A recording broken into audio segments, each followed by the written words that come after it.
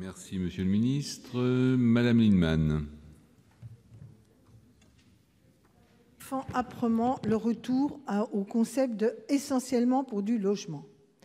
Parce que quand on nous dit qu'il y a de la mixité, essentiellement c'est lu par l'administration et les juges si elles sont sollicités comme étant autour de 75% de logements. Et il y a effectivement la possibilité d'avoir 25% qui n'est pas du logement, en particulier pour produire du commerce de proximité, etc.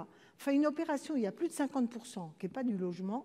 M'excuse, ce n'est pas de la mixité. Là, on arrive à des seuils commerciaux extrêmement significatifs ou des seuils de bureaux, ce qui est en général pas le cas, sauf dans des zones très denses. Et dans les zones très denses, c'est justement là où on manque de foncier pour faire du logement. Je me souviens avoir entendu le débat sur le budget de la défense nationale.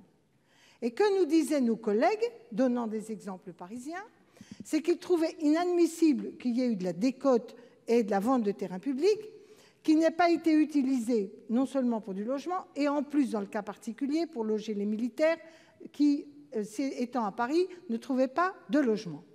Donc moi, je crois que soit on est dans des zones où il y a effectivement une pression commerciale et de bureaux, et là, il faut impérativement calibrer que le foncier disponible de l'État va au logement, et vous avez raison, Madame le rapporteur, au logement, avec une décote comptée par rapport aux logements sociaux, et que dans les autres zones, de toute façon, ça se passe autrement que par ce mécanisme-là, puisque dans ces autres zones, s'il y a des opportunités pour faire une usine, pour faire une activité commerciale, on n'est pas dans le cadre de ces PPA fixés par l'État.